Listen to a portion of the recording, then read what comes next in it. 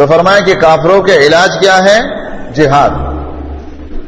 فرمایا فَإِنِ انْتَهَوْا فَإِنَّ اللَّهَ غَفُورٌ رَحِيمٌ.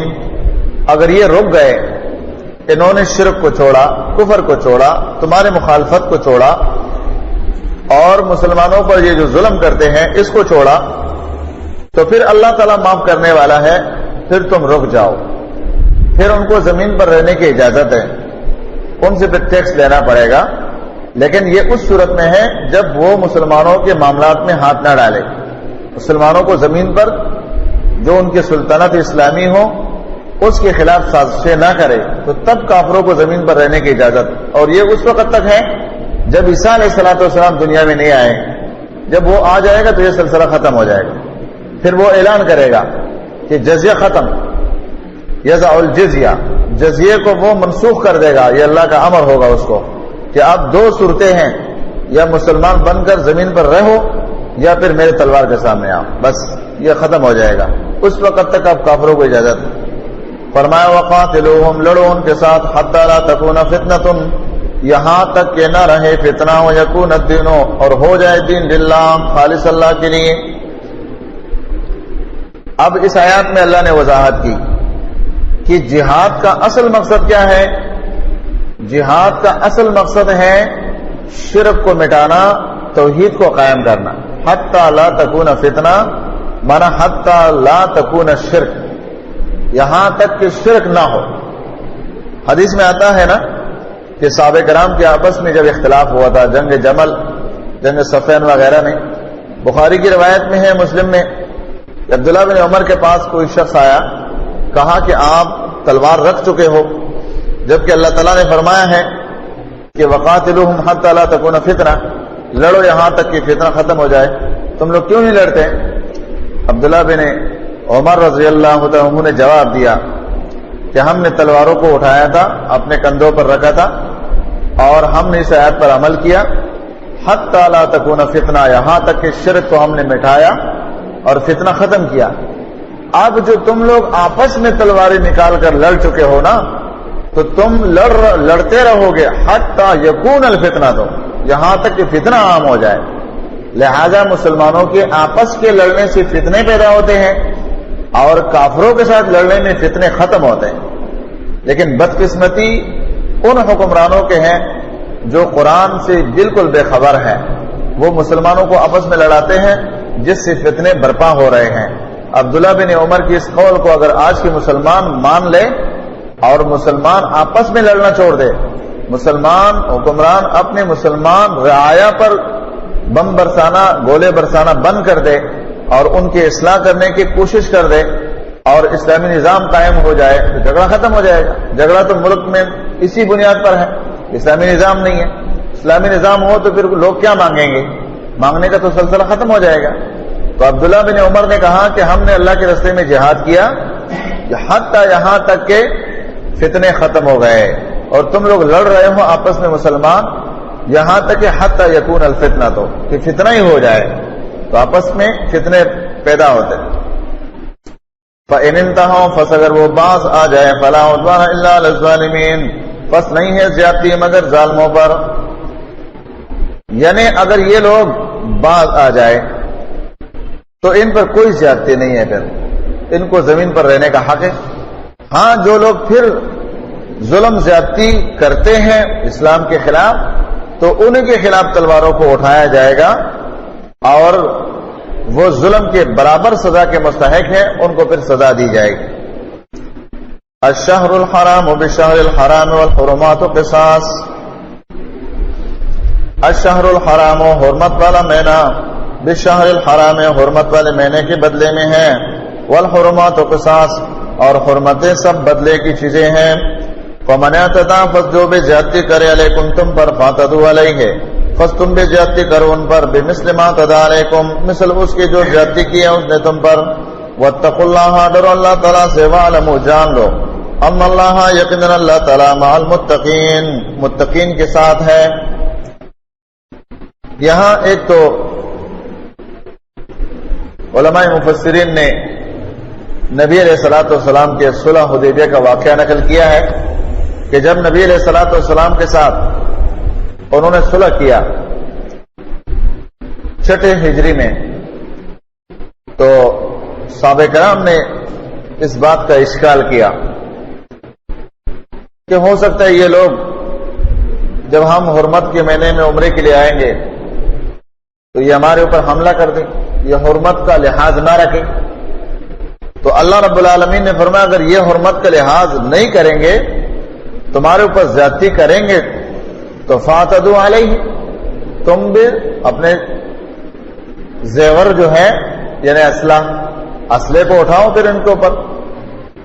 دوسری بات یہ کہ حرمت کا جو مہینہ ہے، اگر اس سال میں جس مہینے میں حرمت ہے تو وہ حرمت اس کا اگلے آئندہ سال میں بھی اسی مہینے میں ہوگا، وہ اسی کے بدلے میں آئے گا۔ لہذا یہ ایسا نہیں ہے جس طرح مشرکین کا طریقہ تھا، انما النسیء، آگے اس کا ذکر پڑھیں گے انشاءاللہ، کہ وہ ایک مہینے کی حرمت دوسرے مہینے میں منتقل کرتے تھے، اپنے طرف سے حرمت کے مہینے متعین کرتے تھے، جبکہ شریعت میں حرمت کے 4 مہینے ہیں اور چاروں متعین ہیں۔ اس میں سے ایک رجب ہے، رجب جو کہ الگ ہے، اور 3 مہینے اکٹھا ہیں، ذی القعدہ، ذی الحجہ اور محرم، یہ 3 پیدر پہ ہیں، اور رجب یہ ان میں سے الگ ہے۔ یہ 4 مہینے حرمت کے ہیں۔ فرمایا اللہ سے ڈر جاؤ اور اس بات کو جان لو کہ اللہ رب العالمین کا نصرت، اللہ رب العالمین کا مدد وہ ان لوگوں کے ساتھ ہے جو متقی ہے۔ تقوی کا مادہ اپنے اندر پیدا کرو۔ یہاں پر اللہ رب العالمین نے فتنوں کا رد ذکر کیا کہ فتنوں سے نجات وہ اللہ رب العالمین کے دین پر عمل کرنے میں ہے۔ اور فتنے کا قرآن کریم میں استعمال ہوا ہے 15 معنوں کے ساتھ۔ شرک کو بھی فتنہ کہا ہے، کفر کو بھی فتنہ کہا ہے، مختلف تعبیرات ہے اس کے، اور اس کی جو استعمال ہے 60 مقامات پر ہوا ہے فتنے کا لفظ 15 معنوں میں۔ تو یہاں پر شرک کے معنی میں اور دین سے پھیر دینے کے معنی میں ہے، دین سے پھیر دینا یہ بہت بڑا فتنہ ہے، اور اس فتنے کے ختم کرنے کے لیے وہ جہاد فی سبیل اللہ کا اللہ تعالیٰ نے حکم دیا کہ اس کے ذریعے سے انسان کو اس فتنے سے بچاؤ ملتا ہے۔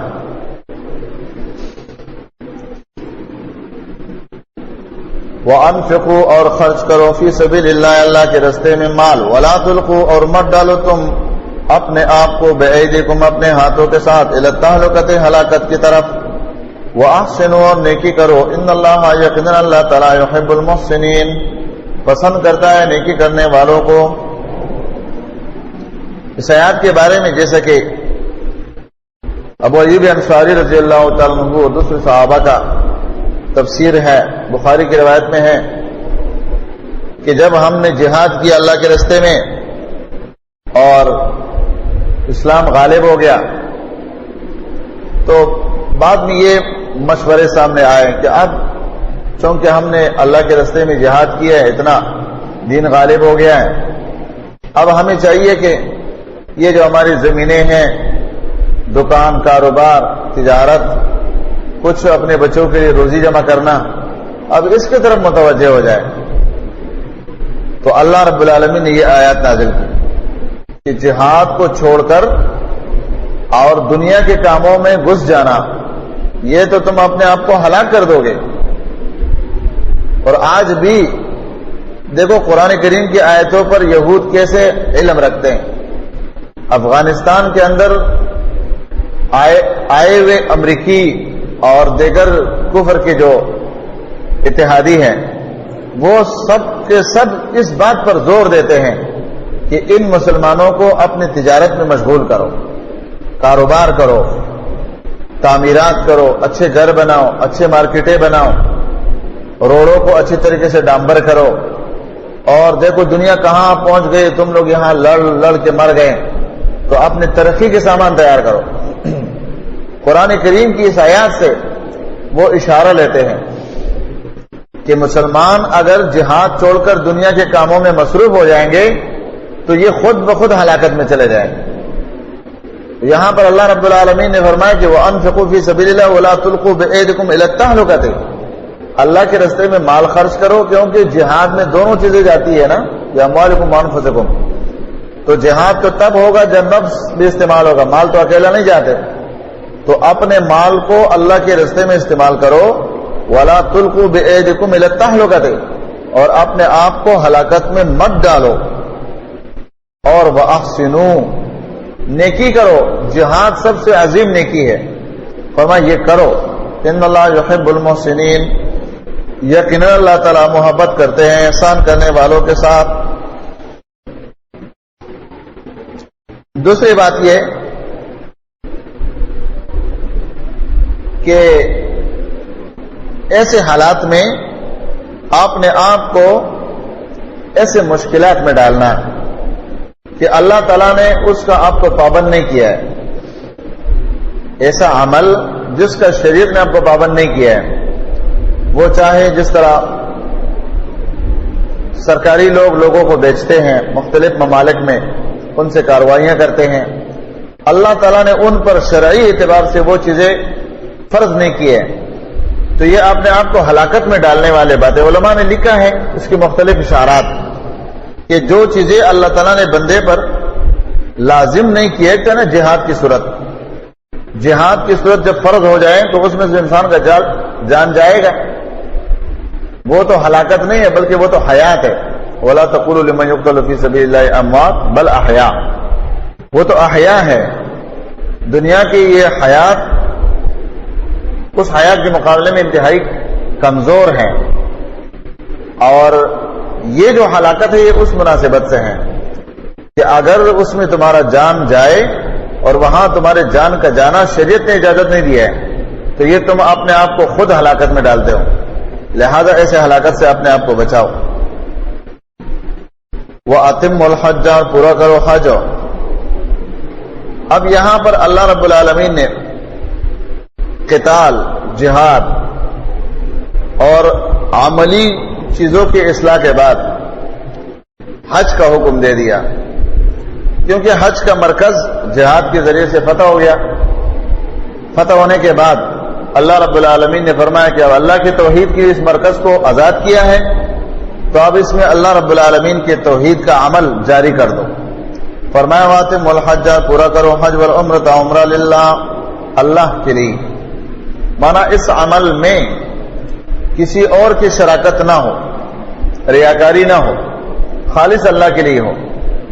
اب کتنے ایسے حج کرنے والے ہیں کہ وہ بیچارے حج پر جاتے ہیں صفا مروہ، اور جا کر کے مزدلفہ میں، منا میں، عرفات میں کیمرے لے کر اپنے پورا ویڈیو بناتے ہیں، پورا فلمیں بناتے ہیں، اور آ کر کے پھر اس کی نمائش کرتے ہیں. اور حج کے آنے سے پہلے ان کے گھروں پر حج مبارک کے بتیاں جلنا شروع ہو جاتی ہیں. ان کی گلیوں میں کھجور کے تنوں کے دروازے بنا دیے جاتے ہیں، اور ایئرپورٹ پر اس کے استقبال کے لیے، حاجی کے استقبال کے لیے لوگ ایسے جاتے ہیں. ہم جب حج سے پلٹ آ رہے تھے تو میں نے ساتھیوں کو ایئرپورٹ میں ہنسانے کے لیے بات کہی. میں نے کہا دیکھو لوگ ایسے آئے ہیں جس طرح سوراب گوٹ کے میلے میں لوگ جانور خریدنے کے لیے جاتے ہیں، تو اپنے ساتھ وہ جرس اور پھول وغیرہ یا پتہ نہیں کیا کیا چیزیں کئی لوگ وہاں سے خریدتے ہیں، کوئی پہلے سے لیے ہوئے ہوتے ہیں. اب ہر آدمی کے ہاتھ میں ہار ہے، اور حاجی مل گئے تو فوراً اس کے گلے میں ڈالتے ہیں. پورا ایئرپورٹ جو ہے وہ پھولوں کے، زمین پر دیکھو گے پھول پھول ہوتے ہیں، اوپر سے لگے ہوئے مزدور اس کو فوراً جاڑیوں کے ساتھ جھاڑو لگا کر اٹھاتے ہیں. اب یہ شریعت ہے، یہ دین ہے، یہ اللہ کے لیے ہے؟ یہ تو سب شیطانی عمل ہے. ہم کہتے ہیں کہ اگر یہ حج ایک فریضہ ہے تم نے ادا کیا اور اس پر ہار ڈالنی چاہیے، تو پھر ہر نماز کے بعد گیٹ پر لوگوں کو کھڑا کرو، 5 نمازوں سے نکلو اور ہار ڈالو، کیونکہ نماز بھی تو فرض ہے نا، رمضان المبارک کے روزے بھی فرض ہے، اس پر بھی ہار ڈالو. لیکن یہ ایسے رسمیں ہیں کہ حج کو تباہ کر دینے والی. حج کا کھانا یہ الگ رسم ہے. حجی حج سے آئیں گے تو حج کا کھانا ہوگا، بھائی فلاں صاحب حج سے آئے ہیں، اس نے کانا کیا ہے، دعوت ہے، یہ نیا بدعت شروع ہوا ہے حج کا کانا، اسلام میں بالکل اس کا کوئی تصور نہیں ہے۔ تو اللہ تعالیٰ نے فرمایا للہ، خالص اللہ کے لیے حج کرو۔ پھر اللہ رب العالمین نے وہ مسائل ذکر کیے کہ جو حج کے راستے میں رکاوٹ بن جائے۔ فرمایا فَإِنْ أُحْصِرْتُمْ پس اگر تم روک دیے گئے فَمَسْتَيْسَرَ مِنَ الْحَدْيِ پس جو میسر ہو قربانی میں سے۔ مانا ایک یہ کہ جنگ جدال کی صورت میں بیت اللہ سے تم کو کسی نے روک دیا، تو پھر جو بھی قربانی تمہارے پاس ہے، جو بھی تم کو میسر آ جائے اس کو ذبح کر لو اور وہیں سے پلٹ جاؤ۔ اور جیسے کہ حدیث سے ثابت ہے کہ اگر رستے میں خطرہ ہے تو تم جب نیت باندھو، نیت کرو، ارادہ کرو، تو اپنے تلبیے میں یہ پڑھو کہ اللہم لبیک بالحج، یا اگر عمرے کا نیت ہے تو عمرہ، اور اس کے ساتھ کہو محلی حیث منعنا یا احصرنا، اے اللہ میں نے ارادہ کیا ہے جہاں بھی مجھے روک دیا گیا میں وہاں احرام کھولوں گا۔ بخاری کی اور دوسری کتابوں میں اس کی تفصیل ہے۔ تو یہ اس صورت میں ہے کہ جب خطرہ ہو، بیت اللہ کے راستے میں خطرہ ہے کہ ہم پہنچ سکتے یا نہیں، تو فرمایا اگر تم روک دیے گئے تو جو آسان ہے تمہارے لیے قربانی میں سے وہ کر لو۔ وَلَا تَحْلِقُوا رُؤُوسَكُمْ اور مت تم منڈاؤ اپنے سر کے بالوں کو حَتَّى يَبْلُغَ یہاں تک کہ پہنچ جائے الہدی قربانی محلہ اپنے حلال ہونے کی جگہ، مانا قربان گاہ۔ سر کے بال کاٹنا منع ہے، یہاں تک کہ 10 تاریخ کو انسان قربانی کا جانور ذبح کر لے۔ دور حاضر میں تو اپنے ہاتھ سے بہت کم لوگ ذبح کر سکتے ہیں، تو وہاں کمپنی کو پیسے جمع کرتے ہیں، وہ آپ کو وقت بتاتے ہیں بھائی فلاں ٹائم پر اپنا سر آپ منڈا سکتے ہیں، فلاں ٹائم تک آپ کا قربانی ہو گیا ہوگا۔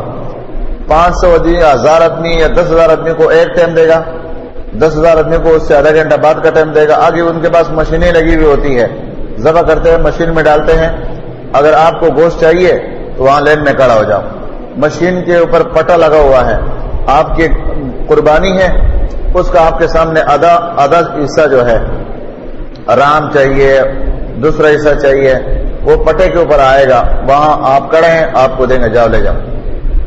پیسے جمع کیے آپ نے، گوشت چاہیے تو گوشت بھی دے گا۔ سعودی گورنمنٹ نے اس بارے میں بہت انتظامات کیے ہیں، حد الوسع۔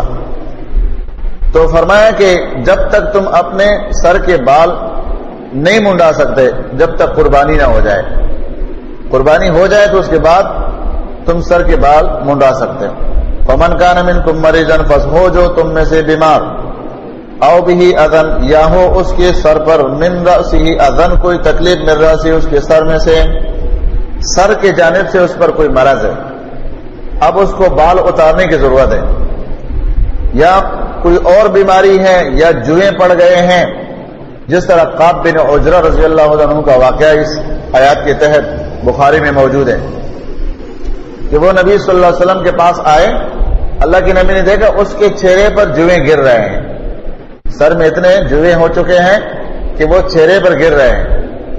فرمایا اللہ کے رسول صلی اللہ علیہ وسلم نے، کیا آپ کو یہ جوئیں تکلیف نہیں دیتے ہیں؟ فرمایا کیوں نہیں اللہ کے نبی، تکلیف تو دے رہے۔ فرمایا سر کے بال صاف کرو، اس کے بعد آپ کے لیے شریعت نے جو قانون رکھا ہے اس کے تحت اس کا فدیہ ادا کرو۔ تو اس آیات میں اللہ تعالیٰ نے فرمایا کہ فمن کان منکم مریضا او بہ اذى من رأسہ، جو تم میں سے بیمار ہو یا کوئی تکلیف ہو اس کے سر کے جانب سے، اس کے سر میں، ففدیۃ تو وہ فدیہ دینا ہے اس کو، من صیام روزوں میں سے، او صدقۃ یا صدقے میں سے، او نسک یا قربانی۔ اس میں پھر 3 مسئلے آ گئے۔ سر کے بال صاف کرو ٹائم سے پہلے، کیونکہ اس کا ٹائم تو 10 تاریخ قربانی کے بعد تھا، اب تم نے ٹائم سے پہلے سر کے بال صاف کیا، تو یا تو 3 روزے رکھنے ہیں، یا 6 مسکینوں کو کھانا کھلانا ہے، یا پھر قربانی دینا ہے، ان میں سے جو بھی تمہاری طاقت میں ہے۔ فَإِذَا أَمِنْتُمْ پس جب تم امن میں ہو جاؤ، فَمَنْ تَمَتَّعَ بِالْعُمْرَةِ پس جس نے فائدہ حاصل کیا، فائدہ اٹھایا عمرے کے ساتھ، إِلَى الْحَجِّ حج کے ساتھ ملا کر، حج اور عمرہ ایک سفر کے ساتھ کیا، فمستیسر من الہدی، تو جو بھی میسر ہو قربانی میں سے، جو بھی اس کو آسان ہے قربانی کر لے۔ مانا حج تمتع، حج کی 3 قسمیں ہیں، حج قران ہے، حج تمتع ہے اور حج افراد ہے۔ حج افراد مانا جس میں عمرہ نہیں ہے، بس صرف حج ہے، مفرد ہے یعنی۔ حج تمتع مانا آپ گئے، آپ نے عمرہ کیا، اپنے احرام کے کپڑے اٹھا لو اور 8 تاریخ کو پھر احرام باندھو اور پھر حج کرو۔ اس کو حج تمتع اس لیے کہتے ہیں کہ ایک سفر پر حج عمرہ بھی کیا، درمیان میں احرام کھول بھی دیا، اور جو جو چیزیں اس پر حرام تھی وہ حلال ہو گئی۔ مانا بیوی ساتھ تھی تو وہ حلال ہو گئی، تمتع کیا، اس سے فائدہ اٹھایا، 8 تاریخ کو پھر احرام باندھا اور پھر حج کیا، تو اس کو کہتے ہیں حج تمتع۔ اور اس وقت تقریباً پورے دنیا کے لوگ حج تمتع کرتے ہیں۔ حج قران یہ ہے کہ آپ جہاں سے جاتے ہیں، آپ نے وہاں سے قربانی لے لی، قربانی ساتھ لے جا رہے ہیں، تو آپ عمرہ کر لیں گے، عمرے کے بعد اسی احرام میں رہو گے، احرام نہیں کھولو گے۔ احرام کے جو فرائض ہیں، لوازمات ہیں، وہ آپ پر جاری رہیں گے، اور یہاں تک کہ آپ حج بھی کر لو گے۔ حج سے جب فارغ ہو جاؤ گے، اس کے بعد ایک ہی دفعہ آپ احرام کھول دو گے۔ اس کا نام ہے حج قران، مانا مقرون ہے نا، مقرون میلا ہوا، حج عمرہ اکٹھا ہے، اس کا احرام الگ الگ نہیں ہے، تو اس کو حج قران کہتے ہیں۔ شیخ البانی رحمۃ اللہ علیہ کا موقف یہ ہے کہ اس وقت صرف حج تمتع ہے، باقی کوئی حج نہیں ہے۔ حج قران کے وہ قائل نہیں ہے، وہ کہتے ہیں یا تو ڈائریکٹ حج جس میں عمرہ نہیں ہے، وہ تو مقامی لوگ اکثر ایسا کرتے ہیں، یا پھر باہر سے آنے والوں کے لیے صرف حج تمتع ہے۔ حج قران کے وہ قائل نہیں ہے، اس کی مفصل وہ انہوں نے بحث لکھا ہے اپنے مختلف کتابوں میں۔ تو یہاں پر فرمایا کہ جو بھی حج تمتع والے کے لیے قربانی آسان ہو تو وہ ادا کر لے۔ فمن لم یجد، جو نہ پائے، فصیام ثلاثۃ ایام، پس وہ روزے رکھے 3 دن، فی الحج، حج میں، وسبعۃ، اور 7 دن، اذا رجعتم، جب تم پلٹ آؤ۔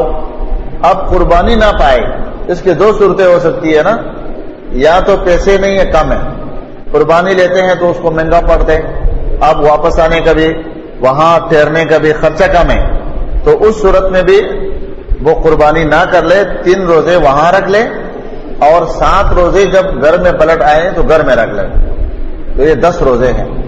دوسرا صورت یہ ہو سکتا ہے کہ پیسے ہیں لیکن جانوروں کی قلت ہو گیا، جانور نہیں ملتے، قربانی نہیں مل رہے، تو یہ بھی دوسرا صورت ہے کہ مالداری کے باوجود انسان قربانی کے بجائے روزے رکھ لے۔ شریعت نے یہ دونوں سہولتیں دے دی۔ فرمایا تلک عشرۃ کاملہ، یہ ہے 10 کامل دن۔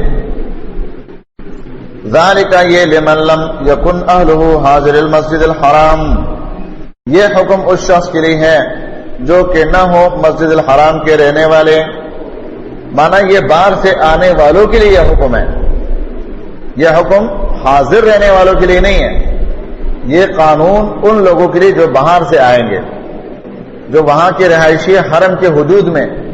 بعض نے اس سے مراد صرف بیت اللہ لیا ہے، بیت اللہ کی رہائشی، بعض نے کہا ہے کہ وہ لوگ جو حدود حرم میں ہیں، اور امام ابو حنیفہ رحمۃ اللہ علیہ قول کے مطابق جو میقات سے اندر ہے، جو علاقہ میقات ہے، میقات اس کو کہتے ہیں جہاں سے احرام باندھنا پڑتا ہے، تو میقات کے اندر جو لوگ ہیں ان سب کے لیے یہ حکم ہے، لیکن بہتر وہ پہلے والا مسئلہ ہے کہ یہ صرف ان لوگوں کو اجازت ہے جو حدود حرم کے اندر ہیں، کہ ان کے لیے یہ قانون نہیں ہے، باہر سے آنے والوں کے لیے، جو حدود حرم سے باہر ہے سب کے لیے یہ قانون۔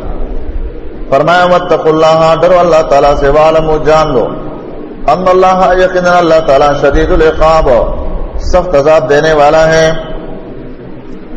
معنی یہ کہ اللہ تعالیٰ کی شریعت کی پاسداری کرو، اس میں اپنے طرف سے مسائل کم کرنا یا بڑھانا، یا اس میں ایسے اعمال ایجاد کرنا جو کہ شریعت کے خلاف ہے، اس میں بدعات کے زمرے میں آ جاؤ گے، یا اس کے اور قبائح سامنے آ جائیں گے، لہذا ڈرایا کہ وَاعْلَمُوا أَنَّ اللَّهَ شَدِيدُ الْعِقَابِ، سخت عذاب دینے والا ہے۔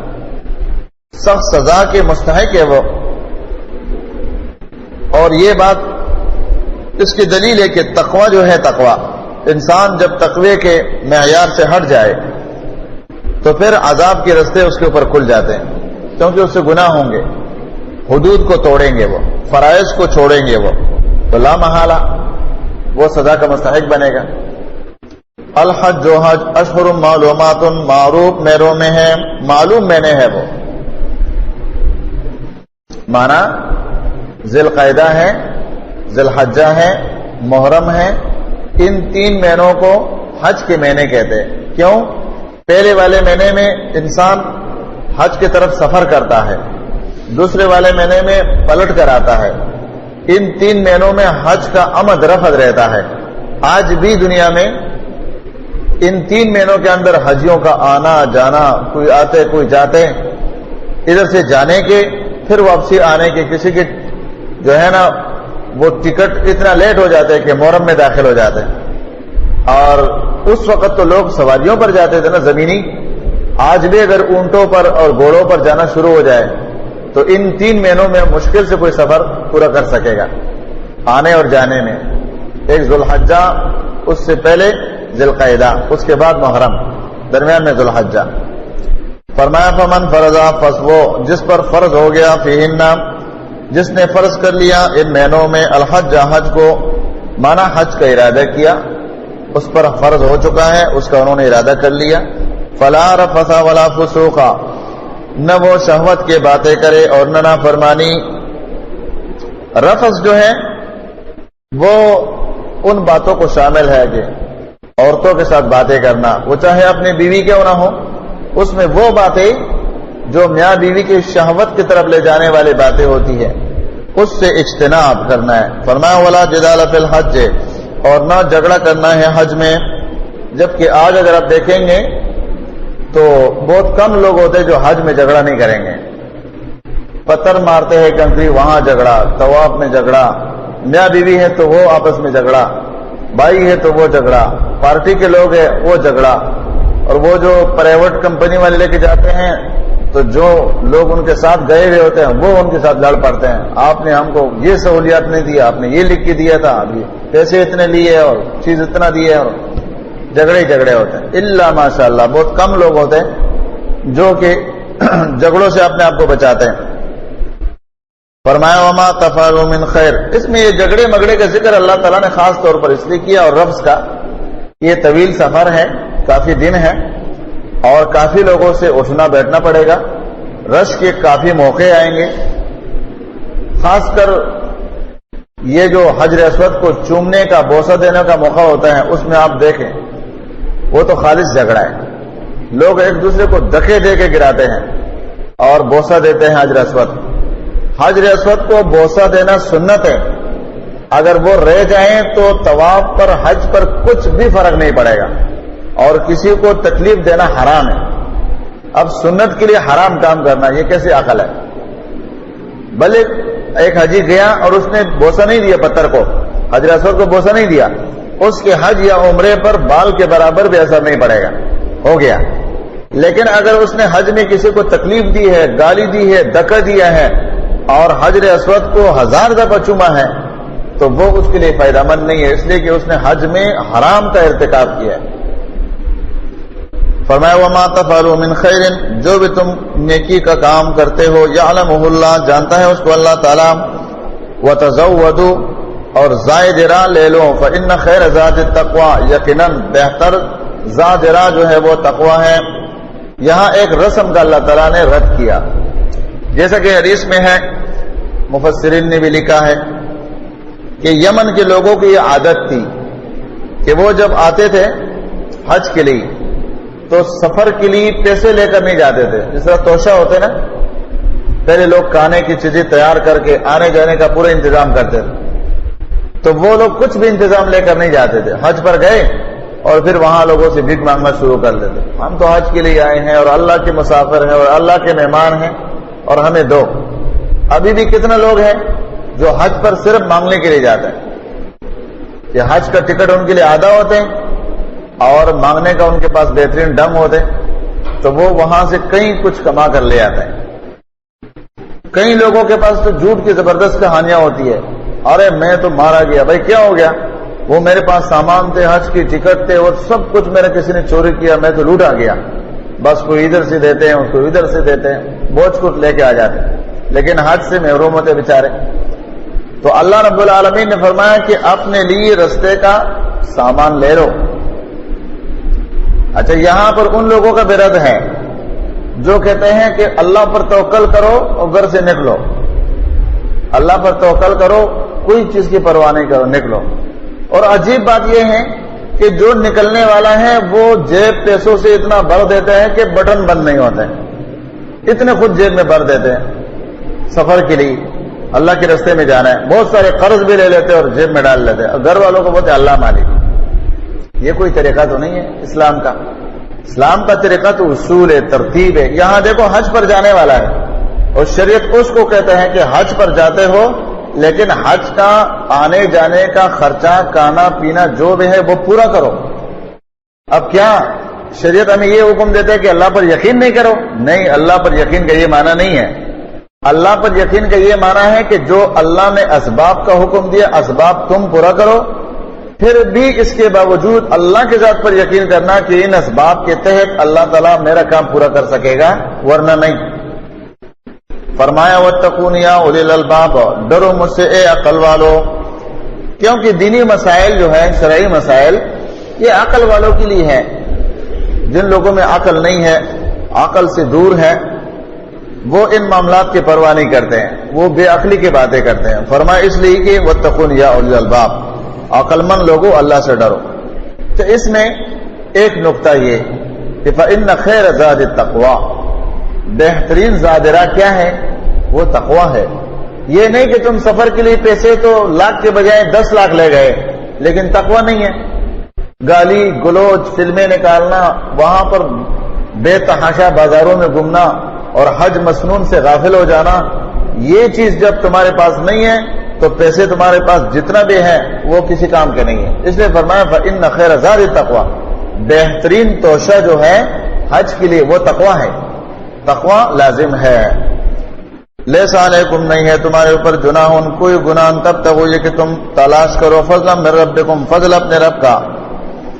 اس میں ایک شبے کا اللہ نے ازالہ کیا ہے کہ بعض لوگوں نے حج کے دوران تجارت شروع کی، تجارت کی منڈی لگ جاتی ہے نا، مینا میں بھی لوگ تجارت کرتے ہیں اور عرفے میں بھی کرتے ہیں، مزدلفے میں بھی کرتے ہیں، سامان بیچتے ہیں، حج بھی کرتے ہیں۔ مانا آپ مینا میں کھڑے ہیں، لوگوں کے اوپر سامان بھی بیچتے ہیں، اسی مینا میں آپ کھڑے ہیں اور ٹیم سے جا کر کے کنکری مارتے ہیں، وہاں تو کنکری مارنا ہے، 2 دن بھی ہیں، 3 دن بھی ہیں، اور پہلے دن حاضری ہے۔ اور اسی طرح عرفے کے میدان میں آپ عرفے کے میدان میں حاضر ہیں، اللہ سے دعائیں بھی مانگو، آپ کے پاس بیچنے کا کوئی سامان ہے تو بیچو، تجارت بھی کرو۔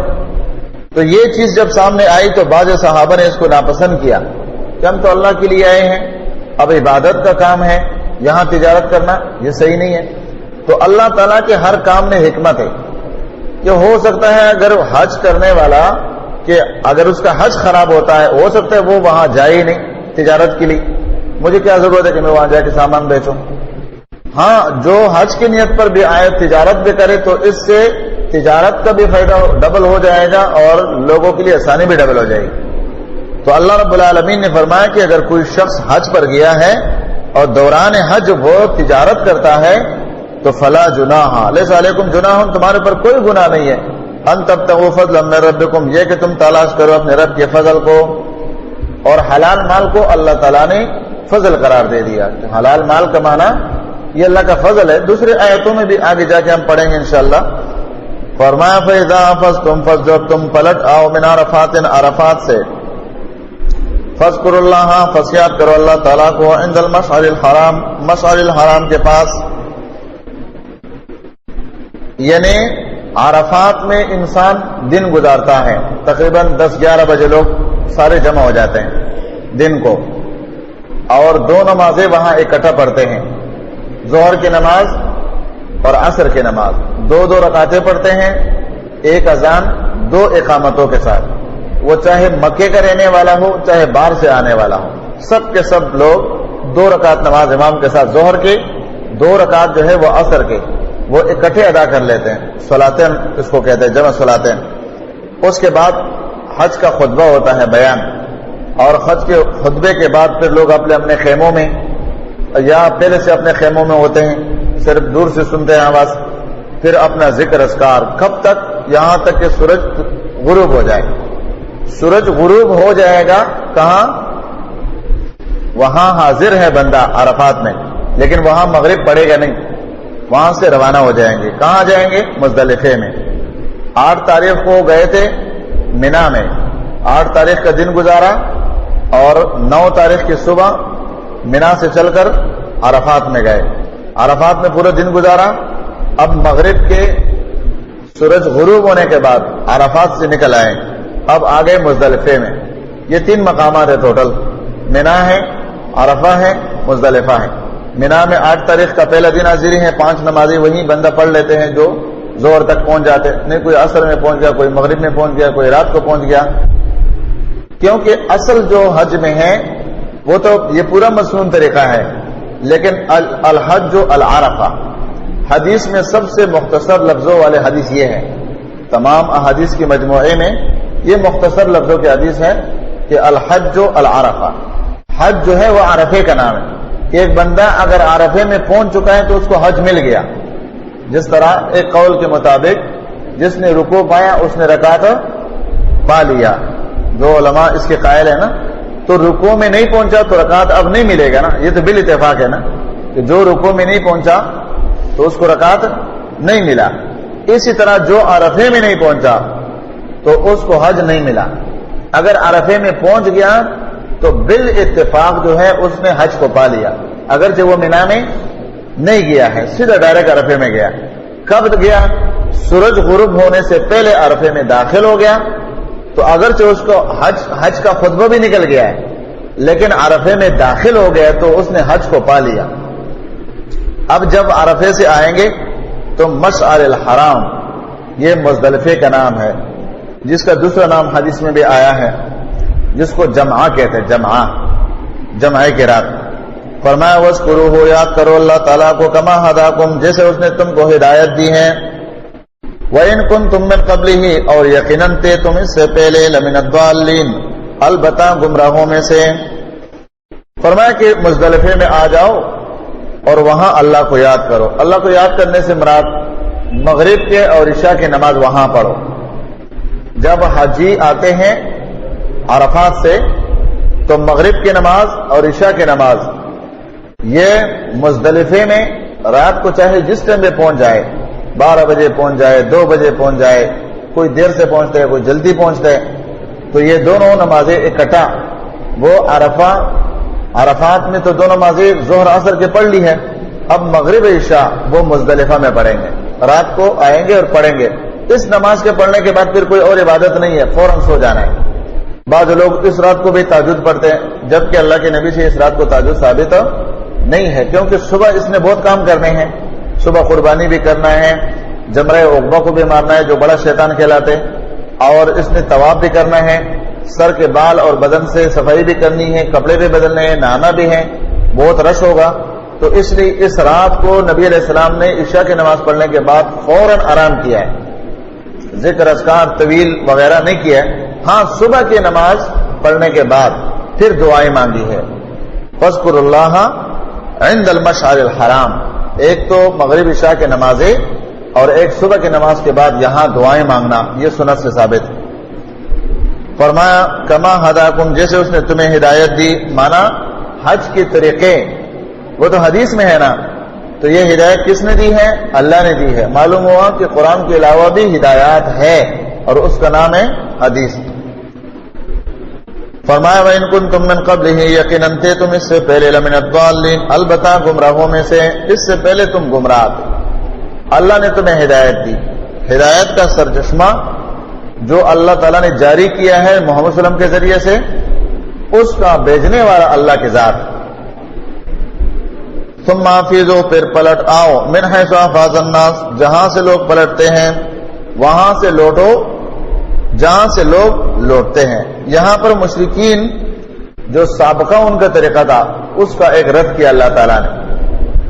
وہ لوگ جو اپنے آپ کو آج سید کہتے ہیں نا یہاں پر، وہاں قریشی نبی علیہ السلام کے خاندان کے لوگ، وہ عرفات میں نہیں جاتے تھے. عرفات میں نہیں جاتے تھے کیونکہ عرفات جو ہے یہ حرم سے باہر ہے، حرم کے حدود سے باہر ہے. وہ کہتے تھے ہم تو سید ہیں، ہم تو بڑے خاندان اونچے لوگ ہیں نا، یہ تو وہ لوگ جائیں گے جو باہر سے ادھر ادھر سے آئے ہیں، ہم تو حرم کے حدود سے باہر نہیں جائیں گے. حرم کے حدود پر جیسے پہنچ جاتے آگے اب شروع ہو جائے گا عرفہ. تو عرفہ کی حدود سے پہلے پہلے کون؟ قریش کے لوگ، سرداران قریش، وہ یہیں ٹھہر جاتے تھے، آگے نہیں جاتے تھے. تو شریعت نے اس رسم کو منع قرار دے دیا کہ نہیں، ثم افیضوا من حیث افاض الناس، وہاں سے تم نے پلٹ کر آنا ہے جہاں سے اور لوگ پلٹ کر آئیں گے. مانا تم نے عرفات میں جانا ہے جو کہ حرم کی حدود سے باہر ہے، وہاں سے پھر پلٹ کر آنا ہے مزدلفہ میں، وہاں سے پورا تم نے جانا ہے، وہاں سے پلٹ کر آنا ہے. واستغفر اللہ، مغفرت مانگو اللہ تعالیٰ سے، ان اللہ غفور الرحیم، یقینا اللہ تعالیٰ بڑا رحم کرنے والا، بہت بخشنے والا ہے. استغفار، حج جو ہے اس میں جتنا استغفار کیا جائے کم ہے، کیونکہ بعض انسانوں کو تو زندگی میں ایک موقع ملتا ہے اور بعض ایسے ہیں جن کو نصیب بھی نہیں ہوتے. آج کل تصویروں میں دیکھ لیتے ہیں، پہلے تو لوگ تصویریں بھی نہیں دیکھ سکتے تھے. ابھی یہ لعنت کے جو آلے آئے ہیں ٹی وی وغیرہ اس میں دیکھ لیتے ہیں. لیکن جو ایک دفعہ اس کو موقع مل جائے تو میں سمجھتا ہوں کہ وہ بدبخت انسان ہوگا جو اپنے اوقات فضول کاموں میں صرف کر دے. بلکہ استغفار، اس لیے فرمایا واستغفر اللہ. اب حج کرتے ہوئے اللہ سے استغفار کرو، مانا جو سابقہ زندگی کے گناہ ہیں اس کا استغفار. دوسرے کہ حج کے جو اعمال ہیں اس میں بھی تم استغفار کے کوشش کرو کہ ہم سے وہ کمی کوتاہی جو ہوگی وہ اللہ معاف کر دے، اللہ سے معافی مانگو. جس طرح نماز کے بعد ہم استغفار کرتے ہیں، استغفر اللہ استغفر اللہ. فرمایا فَإِذَا قَضَيْتُم مَّنَاسِكَكُمْ، جب تم پورا کرو حج کے طریقے، فَاذْكُرُوا اللَّهَ، پس تم یاد کرو اللہ تعالیٰ کو، كَذِكْرِكُمْ، جس طرح تم یاد کرتے ہو آباءَكُمْ، اپنے باپ دادوں کو، او اشد ذکرا، یا اس سے زیادہ. یہاں پر اللہ رب العالمین نے اس ایک رسم کو بطور تذکیر ذکر کیا اور اس کے ختم کرنے کا حکم دیا کہ وہ لوگ جو عرب لوگ جمع ہو جاتے تھے، جس طرح آج بھی پرانے لوگ جمع ہوتے ہیں نا کسی بستی میں، بڑے بڑے بزرگ جو ہوتے ہیں تو وہ کہانیاں شروع کر لیتے ہیں، ارے میرے دادا نے ایسا کیا، میرا ماموں تھا اس نے ایسا کیا. اور بعض لوگوں کی یہ عادت ہے نا کہ وہ اگر تم بات کرو تو ان کی یہ عادت ہوتی ہے کہ تمہارے بات کے اوپر بات کریں گے. اگر تم نے کہا کہ میرے دادا اتنا قوت والا تھا کہ اس نے 1 من اٹھایا تھا، وہ کہے گا میرا دادا جو وہ 2 من اٹھانے والا تھا. مجھے ایک واقعہ یاد ہے، وہ ہمارے ڈیرے میں ایک آدمی تھا، بہت پہلے کے بعد ہے، تقریباً 81-82 کے بعد. تو ایک ساتھی نے بات کیا کہ میرا دادا تھا بہت بڑا قوت والا تھا، اس نے اتنا، کوئی بورے کا نام لیا، وہ پورا بورا لے کر آیا تھا، پتہ نہیں 100 کلو کا تھا 150 کلو کا تھا. وہ دوسرا بیٹھا ہوا تھا، اس کی یہ عادت تھی. اس نے کہا یہ کیا، ہمارے بھینس ہماری نانی لے کر گئی تھی، وہ پانی پلانے کے لیے وہ گر گئی تو اس کا ران ٹوٹ گیا. میرے دادا نے کندھا کر کے نا کندھے میں اٹھا کے گھر میں لایا، پورا بھینس اٹھا کے گھر میں لایا. تو یہ اپنے بڑوں کے تذکرے کرنا یہ پرانا عادت تھا ان لوگوں کا. تو حدیث میں آتا ہے کہ یہ لوگ جب حج میں جمع ہو جاتے تھے تو حج میں اپنے بڑوں کے تذکرے شروع کرتے تھے. مینا میں بیٹھے ہوئے ہیں اور دادا کی باتیں ہو رہی ہے، نانا کی باتیں ہو رہی ہے، تو اللہ رب العالمین نے فرمایا فَاذْكُرُوا اللَّهَ، اللہ کو یاد کرو، چھوڑو نانا دادا کو. یہاں تم اللہ کو یاد کرنے کے لیے آئے ہو، تم لوگ باپ دادوں کی قصے اور اپنے نسب کی بہادری کے جرت کے واقعات سناتے ہو. اور جہالت کی ضرورتیں کیا تھی؟ جہالت کی باتیں، قتل اور غارت گیری، یہی کام تھا ان کا. فرمایا کذکرکم آباءکم، جس طرح تم اپنے باپ دادوں کو یاد کرتے ہو، او اشد ذکرا، او اشد ذکرا، یا اس سے بھی زیادہ، مانا اس سے زیادہ اللہ حقدار ہے کہ اس کو یاد کرو، تم تو اپنے بڑوں کی باتیں کرتے ہو. فمن الناس، بعض لوگوں میں سے، من یقول، جو کہتے ہیں ربنا آتنا فی الدنیا، اے اللہ دے ہم کو دنیا میں، وما لہ فی الآخرۃ من خلاق، نہیں ہوگا ان کے لیے آخرت میں کوئی حصہ. اب یہاں پر اب حجیوں کے 2 قسمیں، حج والوں کے 2 قسمیں. ایک قسم کے لوگ وہ ہیں جو حج پر جاتے ہیں. آج بھی یہ معاملہ ہے نا بھائی, کوئی بندہ ہوتے مالدار ہوتے بڑا, لوگ اس کو تانے دیتے یار تم حج پر نہیں کیا. اگر اس کو ذرا سا مالی جھٹکا لگتا ہے نا, یار تم حج پر نہیں جاتے نا اس لیے تمہارا مال میں نقصان ہے, حج پہ جاؤ. حاجی صاحب بن جاؤ گے نا پھر بہت پیسے آئے گا. اب وہ حج پہ چلا جاتا ہے, وہاں بھی دعائیں کرتے تو یا اللہ مال, فلاں مارکیٹ میں دکان چاہیے, فلاں مارکیٹ میں دکان چاہیے, وہیں سے نشانہ کرتے. تو اللہ تعالیٰ فرماتے بعض لوگ وہ ہیں جو حج پر بھی آ جائیں تو دنیا کے طالب ہوتے ہیں, دنیا مانگتے رہتے کہ مال چاہیے مال چاہیے. تو فرمایا من یقول ربنا آتنا فی الدنیا, اللہ فرماتے جن لوگوں کا یہ فکر ہے آخرت کو فراموش کر کے دنیا چاہتے ہیں تو مال و فی الآخرۃ من خلاق, اور نہیں ہوگا ان کے لیے آخرت کا حصہ. اگر کوئی مشرک ہے, منافق اعتقادی ہے اور دنیا کا طالب ہے تو آخرت کا ان کو کیا ملے گا؟ ہاں وہ لوگ جو دوسری آیات میں اللہ نے بیان کیا ہے یہ اہم لوگ ہیں. فرمایا ومنہم, اور ان میں سے من وہ ہے یقولو جو کہتے ہیں ربنا اے ہمارے رب آتنا دے ہم کو فی الدنیا دنیا میں حسنہ بلائی اچھائی, وفی الآخرت حسنہ اور آخرت میں بلائی اچھائی.